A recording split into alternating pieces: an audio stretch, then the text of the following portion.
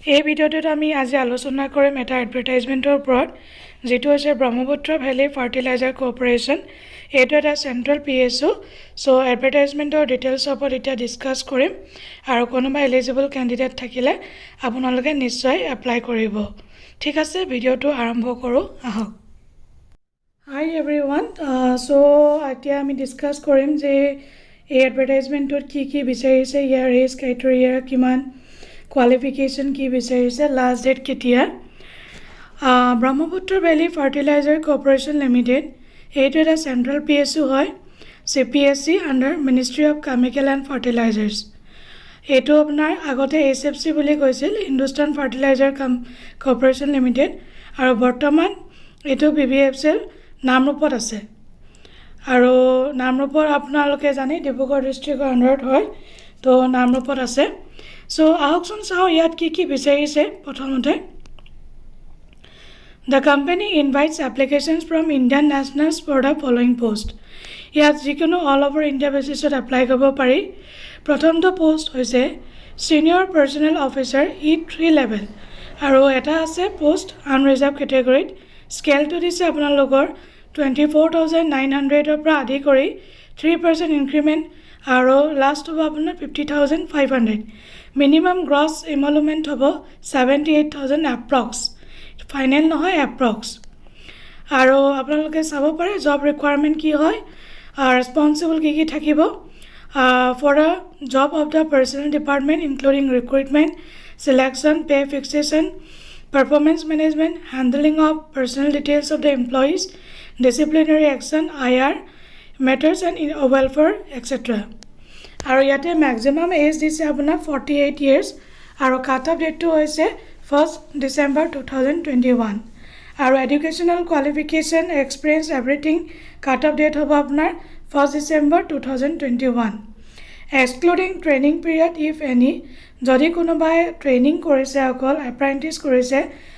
যত আমাৰ stipend দিয়ে বা summer training হয় তেতিয়ালে ট্ৰেইনিং ব্লক কাউন্ট নহব যোনটো আপোনাৰ পোষ্ট কোৱালিফিকেশন এক্সপেৰিয়েন্স অকল হেতুৱে কাউন্ট হ'ব ইয়াতে দিছে যে এসেনশিয়াল কোৱালিফিকেশন আৰু এক্সপেৰিয়েন্সত master in business administration full time part time হলে নহব ফুল টাইম হ'ব লাগিব আৰু কোনোবাই যদি ডিসটেন্সটো এমবিএ কৰিছে নহব full time with specialization in personnel management industrial relation HRM human resource management or postgraduate degree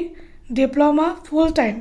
in personal management and industrial relation, human resource management, labor and social works with minimum 8 years post-professional qualification, executive experience in personnel, human resource department of a PSU, large private sector organization. Degree in law is desirable. Karbazari law degree ase, hey qualification desirable abo, essential nohoy. মানে desirable in the sense they have preference to power. The incumbent should have thorough knowledge of labor laws and with the latest HR practices related to recruitment and selection manpower, career planning, succession planning, pay fixation, disciplinary conciliation, adjudication proceedings. মানে আপোনাৰ basically ক'ব গলে law related যিখিনি legal যিখিনি proceeding তাৰ ওপৰত knowledge থাকিব লাগিব Next position to hoise apunar assistant personnel officer E1 levelot aru eta post ase OBC karne aru yar pay scale to apnaloke sabo aru minimum gross emolument 51,000 approx not final aru same thik agor post to dor yato responsible eblake thakibo normal apnar handling of personal details of employees file maintain kora personal file industrial relation maintain kora welfare Our year age to is 40 years. Same apunar essential qualification MBA full time hobo lagibo HRM personal management diploma holo apnalok full time aro june management and industrial relation labor and social works with minimum 3 years post qualification experience aro PhD hobo lagibo same criteria degree in law is desirable Next is apnalokar public relation officer jonto PRO boli ko ami E2 level aro unreserved karone eta post ase aro minimum gross emolument ase apnalokar 65,000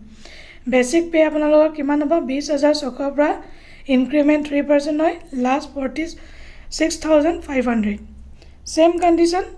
the incumbent will be responsible for managing PR activities corporate communication relation officer মানে এটো relation ৰাখিব লাগিব ধৰিলক পাব্লিকৰ লগত corporate communication and image building coordinating with the media যিখিনি আছে আপোনালোকে এবাৰ চাই ল'ব আৰু এজ হৈছে আপোনালোকৰ 45 years postgraduate degree or diploma 2 years in journalism public relation mass communication with 5 years of post qualification executive experience in the field of public relation or corporate communication department of PSU government undertaking or large scale of private sector organization knowledge of Assamese language is desirable যেহেতু এটো অসমত আছে এই central PSU টো হেকাৰণে অসমীয়া ল্যাঙ্গুৱেজটো আপোনালোকে জানিবই লাগিব লিখিব নোৱাৰিলে কবটো পাৰিবই লাগিব যেহেতু ইয়াত লোকাল ল্যাঙ্গুৱেজটো প্ৰেফাৰ কৰে নেক্সট পজিশনটো হৈছে অ্যাসিস্ট্যান্ট এডমিনিষ্ট্ৰেটিভ অফিচাৰ E1 লেভেলৰ বাবে দুটা পোষ্ট আছে আনৰিজাৰ্ভ ক্যাটাগৰী এজ লিমিটটো খুব ধুনিয়া দিছে ইয়াত 40 ইয়াৰ্স দিছে এটো কাৰণে পে স্কেলটো আপোনালোকে চাই ল'ব আৰু মিনিমাম গ্ৰছ ইমলুমেন্ট 51,000 বাকি সেম MBA হ'ব লাগিব full time in any discipline 3 years of post qualification experience থাকিব লাগিব আৰু MBA or PG degree in public administration with degree in law যেহেতু পাব্লিক ৰিলেশন বা এডমিনিষ্ট্ৰেটিভ ৰিলেটেড লাইন হয় এইবিলাক তো ল ডিগ্ৰীটো আপোনালোকৰ ডিজায়াৰেবল হ'ব ইয়াতে ইউআৰ মানে আনৰিজাৰ্ভ এসসি মানে schedule caste ST schedule tribe OBC আপোনালোকৰ NCL other backward class non creamy layer NCL মানে non creamy layer EWS economically weaker section PWBD person with benchmark disabilities ex SM ex serviceman মানে এটো বাকি general information খিনি চাই ল'ব essential qualification UGC recognized university হ'ব লাগিব বা AICTE approval হ'ব লাগিব আৰু ৰিজাৰ্ভ ক্যাটাগৰীৰ কাৰণে আপোনালোকে ফুলফিল হ'ব লাগিব OBC যদি আপোনালোকে এপ্লাই কৰে NCL থাকিব লাগিব ৰিজাৰ্ভ ক্যাটাগৰী ST SC বা PWD বা EWS সাৰ্টিফিকেট থাকিব লাগিব আৰু কৈছে যোন ক্যান্ডিডেট BBFCL হয় reserves the right to relax the criteria in case of highly deserving candidate offer immediate lower post in case candidates are not found suitable দুটাত যদি কোনোবাই এপ্লাই কৰিছে সবত হাই পোষ্ট আৰু এটা লো পোষ্টত এপ্লাই কৰিছে কাৰোবাৰ যদি হাইটত মানে কোৱালিফিকেশন বা কিবা ক্ৰাইটেৰিয়া মিট কৰা নাই দেন BBFCL এটো লোৱাৰ পজিশনটোত আপোনালোকক মাতিব আৰু NOC লাগিব যেহেতু এটো PSU হয় কোনোবাই যদি গভৰ্নমেন্ট জব কৰি আছে বা কোনোবা PSU জব কৰি আছে তেতিয়ালে আপোনালোকে NOC বিচাৰিব বাকি আপোনালোকৰ যিখিনি ডকুমেন্টস দিছে ফটোগ্ৰাফ এক্সপেৰিয়েন্স সাৰ্টিফিকেট এগুটেই বিলাক আপোনালোকে ফিজ অফ বা ইন প্ৰেসক্ৰাইব ফৰ্মেট এবিলাকত দিব আৰু এবিলাক নিদিলে আপোনালোকৰ হয়তো এপ্লিকেশন কেনসেল হ'ব পাৰে আৰু ইয়াত লিখিছে যে before applying for the post of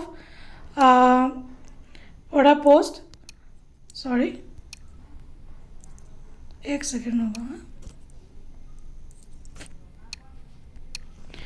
Before applying for the post, candidates should ensure that he or she fulfills the eligibility and other criteria mentioned in the advertisement. So, আপোনালোকে advertisement to এবাৰ ভালদৰে পঢ়ি ল'ব single to and fro railway ticket দিব যোনটো AC 2 tier হ'ব আৰু posting হ'ব আপোনালোকৰ registered office of the corporation that is Namrup আৰু apart from pay and allowances বাকি যিখিনি allowances আছে ধৰিলওক Notice allowance, Namrup allowance, other benefit, pension, gratuity, PF, medical, everything will be there. আপোনালোকে এডভাৰটাইজমেন্টটো এবাৰ ভালদৰে পঢ়ি চাব তাৰ পিছত এপ্লাই কৰিব আৰু লাষ্টত মই ইয়াত এটা আপোনালোকক ইম্পৰ্টেন্ট পইণ্ট এটা কৈ দিছো এই 200 টকা আপোনালোকে কিন্তু ড্ৰাফট কাটিব লাগিব দেই এই 200 টকা আপোনালোকে ড্ৰাফট কাটিব লাগিব আৰু ড্ৰাফটটো আপোনালোকে BBFCL in favor of BBFCL Namrup SBI বা ইউকো বেংক এই যিকোনো বেংক এটাত কাটিব লাগিব বেংকাৰ চেক নহয় ডিমান্ড ড্ৰাফট আপোনালোকে দিব লাগিব এটো কথা আপোনালোকে মনত ৰাখিব ডিমান্ড ড্ৰাফট আৰু লাষ্ট পইণ্ট হৈছে application duly complete in all respect superscribing on the envelope আপোনালোকে application for the post of এটো আপোনালোকে লিখি দিব এই লাইনটো আপোনালোকে ভালদৰে পঢ়ি চাব এবাৰ যে এপ্লিকেশন আপোনালোকে যোনটো এনভেলপ থাকিব তাত আপোনালোকে এই পোৰশনটো ভালদৰে লিখি দিব কি লিখিব application for the post of আমুক should be send to reach the আৰু লাষ্ট ডেট হৈছে আপোনালোকৰ 7 জানুৱাৰী 2022 এটা মনত ৰাখিব পিন কোডটো আপোনালোকে ভালকৈ লিখিব